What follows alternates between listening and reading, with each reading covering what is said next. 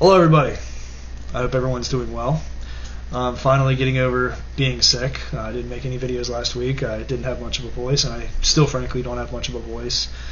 But I'm going to push through and at least make a short video. I initially was going to talk about the...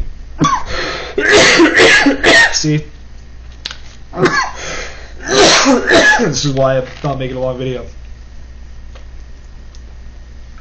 I'm not sure if cherry coke's the best thing to drink right now, but I need the caffeine. Excuse me. Oh my gosh. I'm not going to restart the video. I'm just going to keep going. Anywho, I was going to make a video about the Russia-Ukraine war and the proposed ceasefire that I believe Russia will reject. Frankly, it would be stupid to sign on to, but that's going to take a longer video to go through, and like I said, I don't have much of a voice. I'm going to try to keep this probably less than 10 minutes before I hack my lungs out in front of everybody. So instead, I think what I'm going to talk about is the situation in Syria, which has devolved into an absolute catastrophe. I am an Orthodox Christian, a practicing Orthodox Christian, and seeing these reports of my fellow Christians being slaughtered and murdered by Islamists breaks my heart. It's terrible.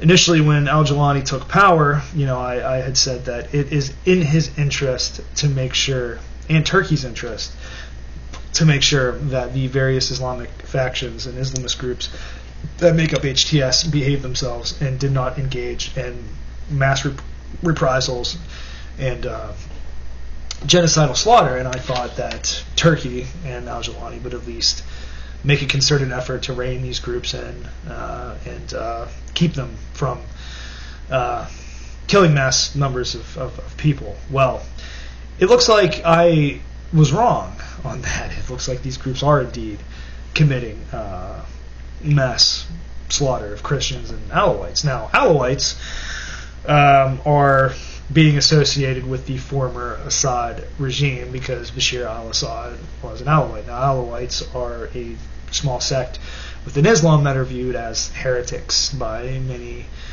Sunni and Shia, especially hardline Sunni, like the ones that make up HTS. And Christians, because they were also protected by the Assad regime, as they should have been, are also being associated with the regime and being involved with the regime. I mean, that's the excuse, that's the casus belli, but in reality, I mean, these are radical Sunni Islamists, and if you're basically anything other than a Sunni Muslim, well, you are deserving of death. Now, keep in mind, many of these fighters used to be members of ISIS and Al-Qaeda.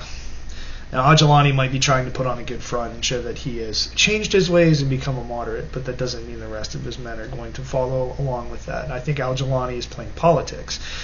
He's trimmed his beard, he's cleaned himself up, he's wearing a suit because he wants to look presidential. But I think in all reality, in his heart, I think he's still an Islamist.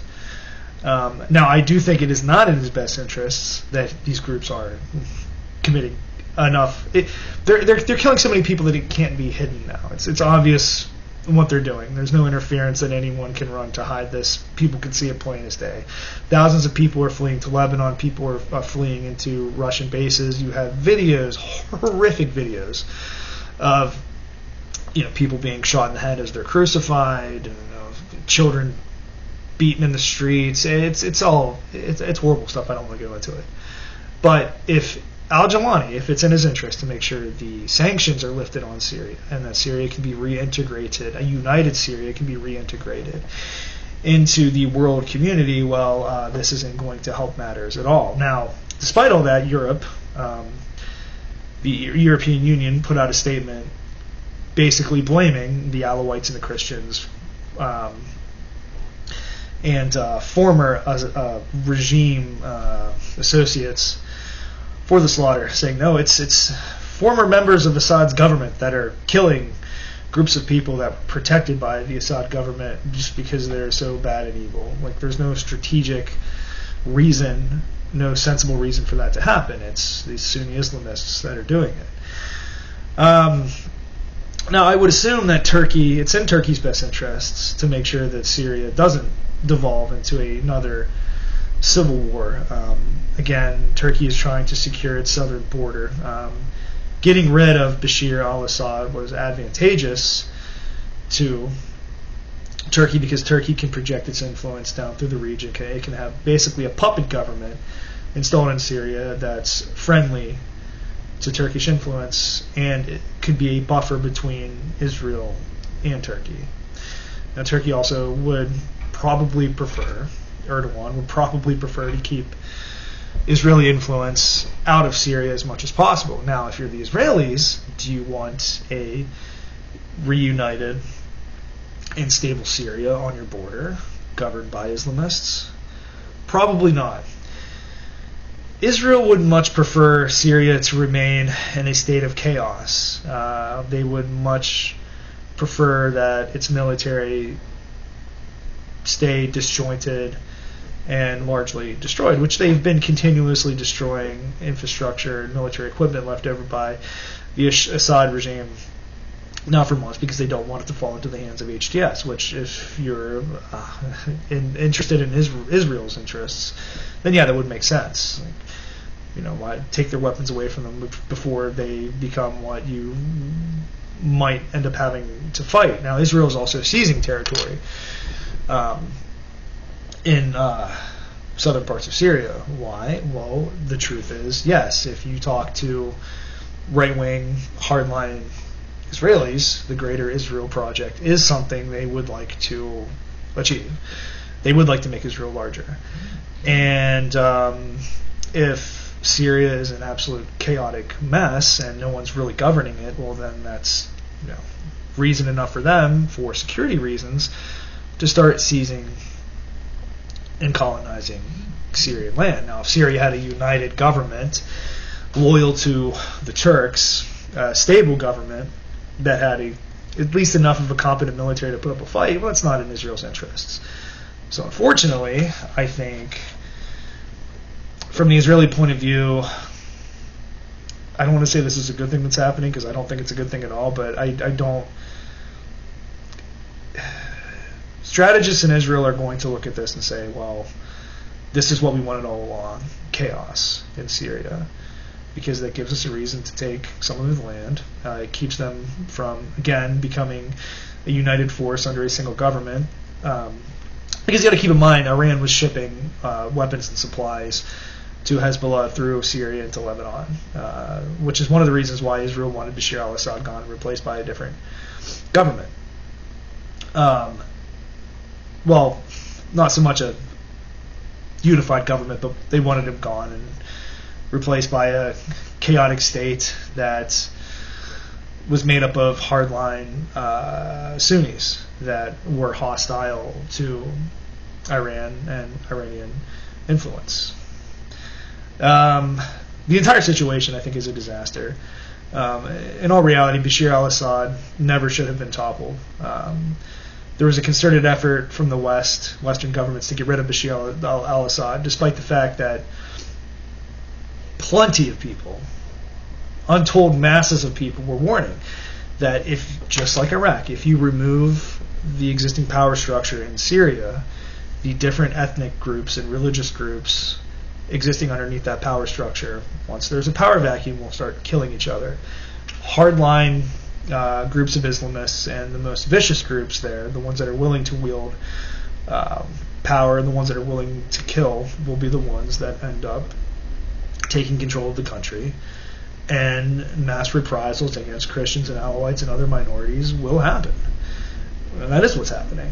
The exact thing that people said would happen once Assad was removed from power is happening. I think the honeymoon period for al-Jilani is over. Either he gets control of these forces, or his country is going to fall apart.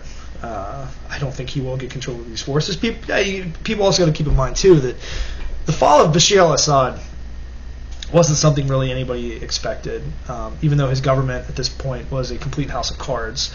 It stood up against Western sanctions, and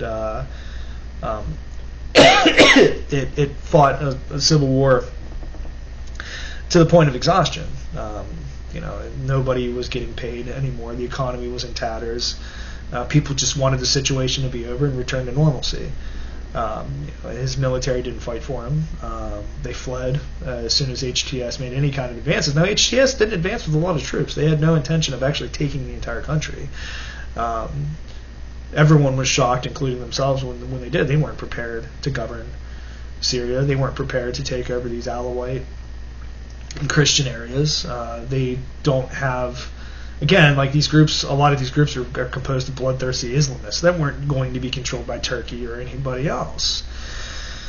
Nobody was really prepared for this. Now, I think behind the scenes there were, various state actors that wanted Assad gone at this point. Turkey definitely did. They tried working with Bashar al-Assad over the last few years once it seemed that relations between the rest of the Arab League and Syria would be normalized. There was a falling out between Erdogan and Assad. They had some disagreements. I won't go into that on this video, but they essentially broke off relations with each other, and I do believe at that point that's when Turkey decided, you know what, it's time to finally push this man out of power. Now, Russia, I think, too, was in a situation where they knew they were completely propping up Assad's regime, and they knew that his military wasn't capable of defending the country anymore, and it wasn't their responsibility to continue to keep his government alive. Now, there's a pretty amusing story during the Syrian civil war. The Wagner group had retaken a city twice, and the second time they retook it for the government forces in Syria, that one of the top commanders present in Wagner actually put a gun in the mouth of the Syrian army commander and told him, if we have to do this a third time, I'm going to shoot you. I don't know how true that story is, but it has made its rounds on Twitter, which, again, that sort of shows, I think, the overall feeling of Russia and the Russian military towards Syria. Like, we can't fight this war for you. We helped you once. We're not going to perpetually stay here and prop this up. So I think Russia was probably ready to extricate itself from the responsibilities of trying to prop up Assad's government, and they seem to have been able to strike a deal where they can keep their military bases for now.